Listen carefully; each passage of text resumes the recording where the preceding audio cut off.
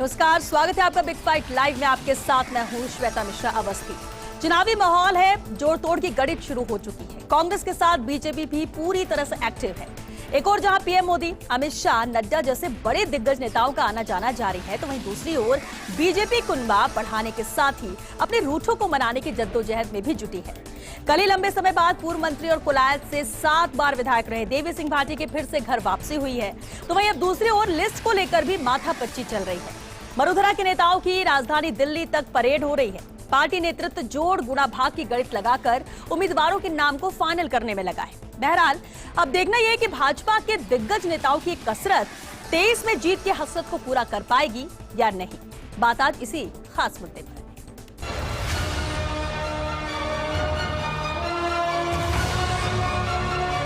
5 बरस बाद में आपने वापस मुझे छाती लगाया और मैं भी बहुत गर्वान्वित हूं।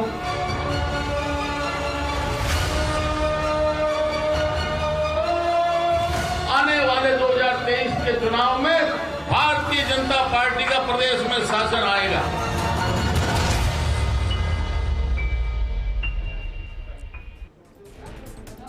और चलिए इस खास मुद्दे पर चर्चा के लिए खास मेहमान हमारे साथ जुड़ चुके। सबसे पहले उनसे रूबरू करा दें आपको। हमारे साथ पीसीसी महासचिव स्वर्णिम चतुर्वेदी जी हैं, बीजेपी प्रवक्ता मुकेश पारिक जी हैं, प्रवक्ता आम आदमी पार्टी से देवेंद्र यादव जी, और साथ ही राजनीतिक विश्लेषक महेश शर्मा जी भी चर्चा में शामिल हुए हैं। बहुत स्वागत है आप सभी का बिग फाइट लाइव में।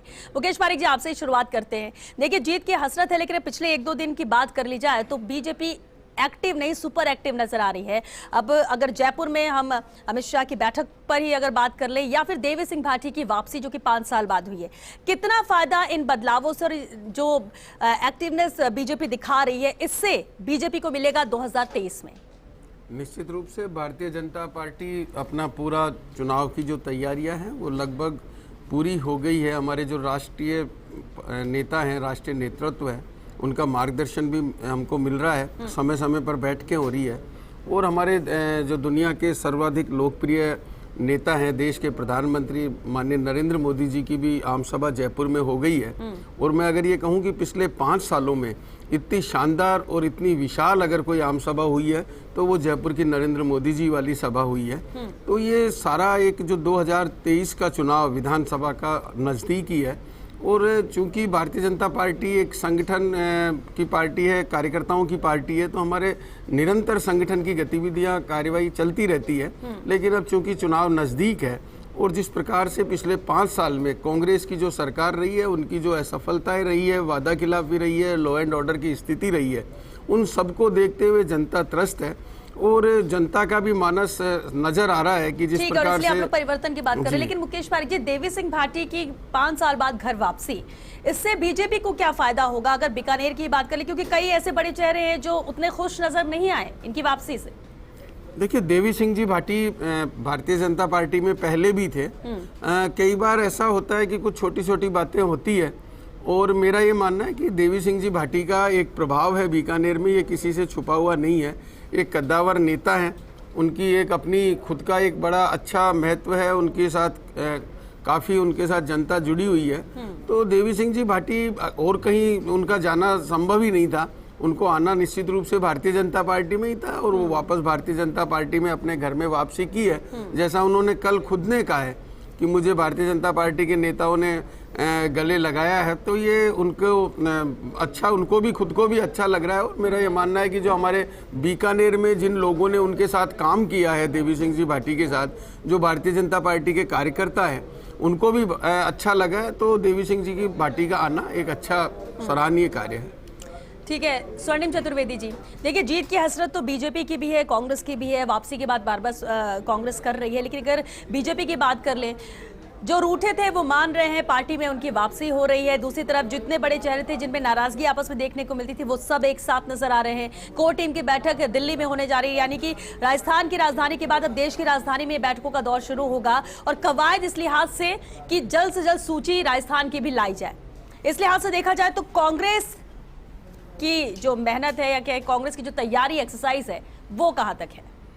देखिए, अभी आपने थोड़ी देर पहले जिक्र किया सुपर एक्टिव। सुपर एक्टिव नहीं, ये हड़कंप कहते हैं इसको। जब सुपर एक्टिव होते हैं, कुछ किसी को आता पता नहीं है कि क्या करना है और एकदम से आपको एक्टिविटी नजर आए, तो ये हड़कंप की स्थिति में भारतीय जनता पार्टी, इससे ज़्यादा कुछ भी नहीं है।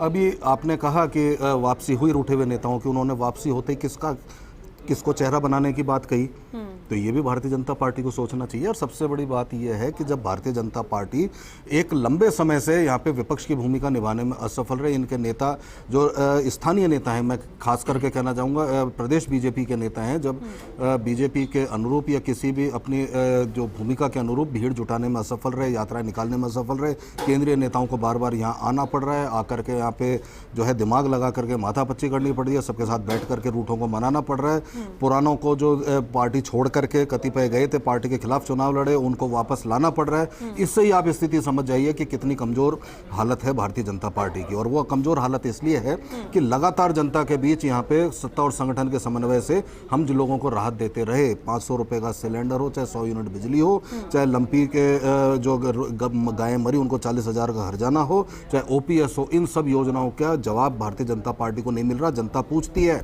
बार बार पूछती है, कितने भी नेता आ जाए दिल्ली से, उनसे पूछ रही है कि ईआरसीपी का वादा प्रधानमंत्री जी क्यों भूल गए? क्या इसलिए भूल गए कि आपको राजस्थान पसंद नहीं है, कि राजस्थान की जनता की प्यास नहीं बुझाना आप? चाहते? अच्छा, एक बात आपने शुरुआत करते ये बात बोली कि ये हड़कंप की स्थिति है, मतलब अभी तक बिल्कुल शांति थी और अचानक अब ऐसा लग रहा है कि वक्त आ गया, अभी तक कुछ हुआ नहीं है और इसलिए फटाफट जिसका भी नाम फाइनल करना है, सूची करनी है, बैठ के करना है, सब कुछ कर लिया जाए।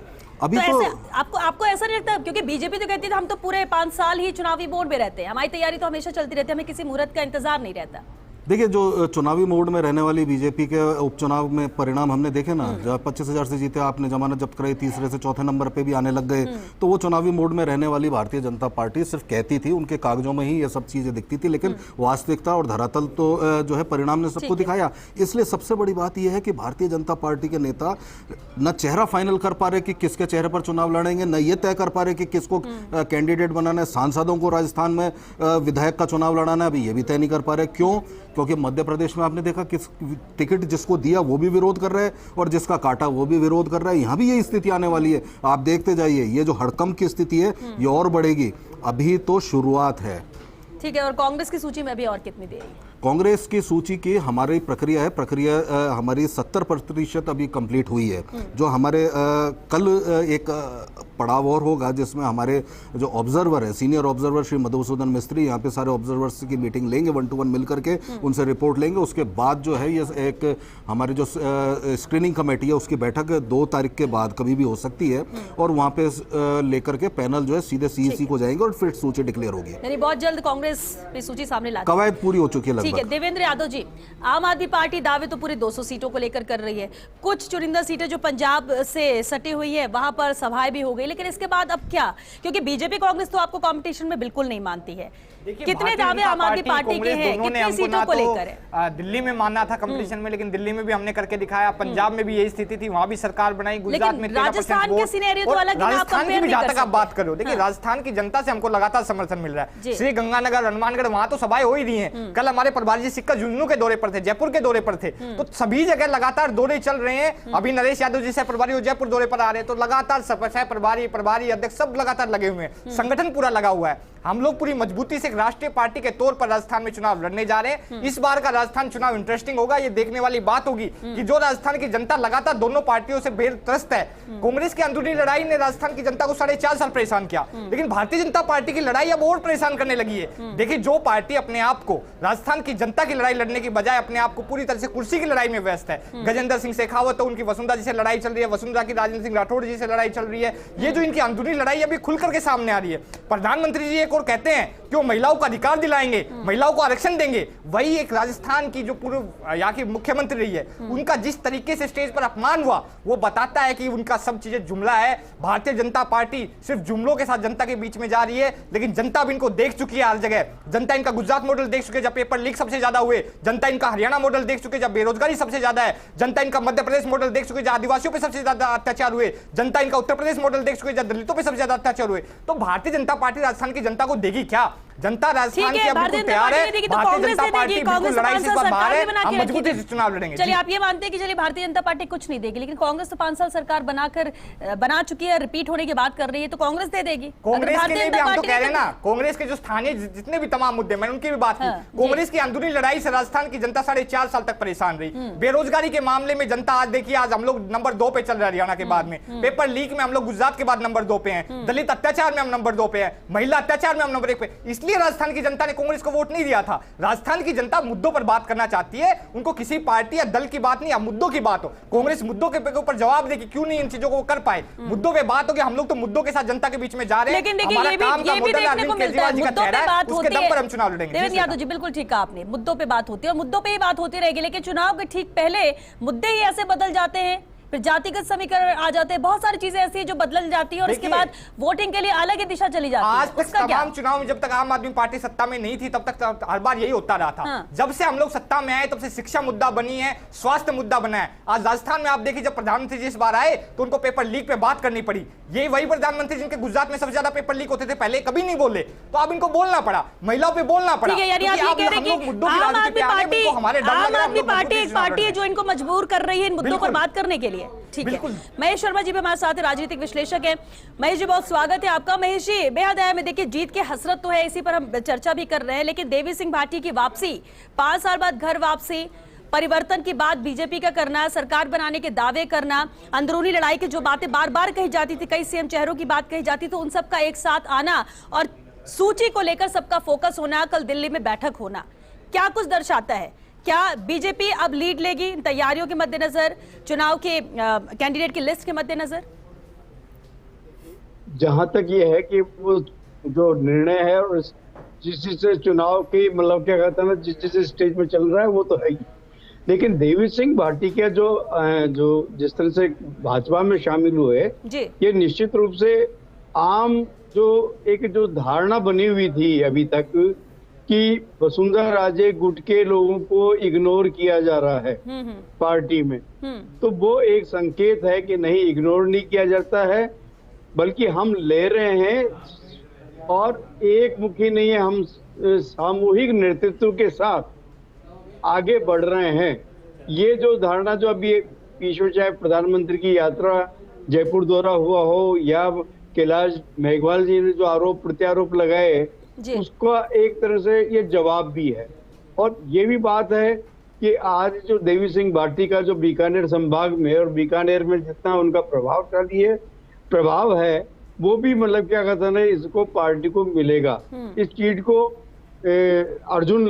अर्जुन मेघवाल भी समझते हैं और देवी सिंह भाटी भी समझते हैं, क्योंकि इन दोनों में ही कभी एक अदावत हो गई थी बीच में, लेकिन अब इनमें ऐसा लग रहा है कि सुलह समय हो गया है और अब ये पूरे मिलकर के एकजुट होकर के ये चुनाव मैदान में उतरेंगे।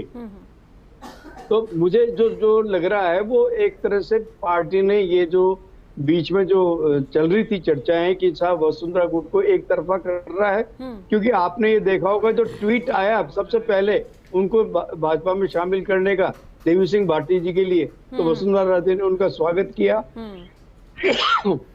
और इसको शामिल करने पर मेघवाल जी के कोई प्रतिक्रिया नहीं होना, ये सारी चीज बता सब कुछ ठीक ठाक करने की कोशिश की जा रही है। पार्टी सामूहिक नेतृत्व की ओर बढ़ने की ओर कोशिश कर रही है। बिल्कुल ठीक कहा आपने। लेकिन मुकेश पारिक जी, ऐसा नहीं लगता कि इस बार चुनाव में जहां बार बार बीजेपी के लिए एक बात कही जा रही थी, बहुत सारे सीएम चेहरे हैं, आपस में ही नहीं बन रही है, कोई किसी के खिलाफ खड़ा है, कोई किसी के खिलाफ खड़ा है, और ऐसे में जब घर वापसी होती है और सब साथ हो रहे हैं, तो आपसी अदावत को भूलकर पार्टी के हित के हिसाब से यहाँ पर सोचना चाहिए हर किसी को, या फिर ये जो सवाल उठ रहे हैं वो बेबुनियाद है? नहीं, पार्टी के हित में सोच रहे हैं सभी नेता, और ये उसी का परिणाम है कि जो आपने देखा कल देवी सिंह जी भाटी भी ने दोबारा से अपने घर में आए, अपनी पार्टी ज्वाइन की। देखिए अभी स्वर्णिम जी ने एक बात कही कि बौखलाहट या हड़बड़ाहट जो इन्होंने शब्द यूज किया, मैं आपको बौखलाहट के 3 उदाहरण देता हूं हमारे राजस्थान कांग्रेस के। आपने देखा होगा अभी हाल ही में राहुल गांधी जी आए थे, उन्होंने कहा हम छत्तीसगढ़ और मध्य प्रदेश जीत रहे हैं लेकिन राजस्थान में हम टक्कर में हैं। ये सब जानते हैं कि जो पार्टी हार रही होती है वो टक्कर में बताती है, जो बहुत ज़्यादा जीत रही हो वो जीतने की दावा करती है, लेकिन जो हार रही हो वो टक्कर ही बताती है, कोई पार्टी ये नहीं कहती हम हार रहे हैं। बौखलाहट के 2 उदाहरण मैं देता हूँ हमारे माननीय मुख्यमंत्री जी के। मुख्यमंत्री जी ने पहले जो हमारी जुडिशरी है हमारी, उसके ऊपर उन्होंने टिप्पणी की और उन्होंने उनको जिस प्रकार से एक मुख्यमंत्री होते हुए उन्होंने जो टिप्पणी की वो बड़ी निंदनीय और दुखदायी रही। दूसरी जो हमारे देश के सर्वोच्च दूसरा पद है उपराष्ट्रपति का, उन्होंने उपराष्ट्रपति जी के लिए भी टिप्पणी की। ये दिखलाता है बौखलाहट। ये एक बौखलाहट ऐसी है कि जब हार सामने खड़ी हो और हार नजर आ रही हो तो ये मुख्यमंत्री जी की बौखलाहट साफ नजर आती है कि मुख्यमंत्री के पद पे रहते हुए अपनी गरिमा को भूल के संवैधानिक पद पे और जुडिशरी पे इस तरीके की टिप्पणी करना बड़ा अपमानजनक है। उदाहरण दिया, लेकिन स्वर्णिम जी ने यहाँ पर कहा कि ये जो स्थिति है वो सुपर एक्टिव होने के लिए हड़कंप है। तो बीजेपी के अंदर हड़कंप किस बात को लेकर? नहीं, ये हड़कंप तो आपको मैंने ये जो उदाहरण दिए ये कांग्रेस के हैं। बौखलाहट जो है बीजेपी में ऐसे कोई हड़कंप नहीं है, बिल्कुल नहीं है। ये तो इसीलिए मैंने आपको आप बीजेपी का एक उदाहरण दीजिए, कांग्रेस का उदाहरण दिया मैंने आपको। स्वर्णिम जी, कांग्रेस के एग्जाम्पल के साथ यहाँ पर मुकेश जी ने अपनी बात रख दी कि बौखलाहट है ये कांग्रेस के अंदर। देखिए, हम तो अपना काम कर रहे हैं, सरकार चलाइए, गुड गवर्नेंस के नाम पर वोट मांगेंगे। निश्चित रूप से जनता हमारे साथ है। जिस जनता को लाभ मिला, जन कल्याणकारी योजनाएं दी, वो हमारे साथ है, वो मिल रहा है, उसका समर्थन हमें मिल रहा है। मैं एक छोटा सा उदाहरण आपको देता हूं कि इन्होंने जन आक्रोश यात्रा निकाली थी हमारी सरकार के खिलाफ और ये कहा था कि करीब 16 लाख परिवेदनाएं हमें प्राप्त हुई। आज दिन तक एक भी परिवेदना निकाल करके इसलिए जनता के सामने नहीं लाए, वो इसलिए कि वो परिवेदनाएं मिली केंद्र सरकार के खिलाफ, केंद्र सरकार की वादा खिलाफी के खिलाफ, महंगाई कम ना कर सकने की जो उनकी कमी रही, बेरोजगारी कम नहीं कर सके, 2 करोड़ रोजगार नहीं दे सकते, इसके खिलाफ दी। यहाँ राजस्थान में महंगाई से राहत देने के साथ ही रोजगार की गारंटी दी है।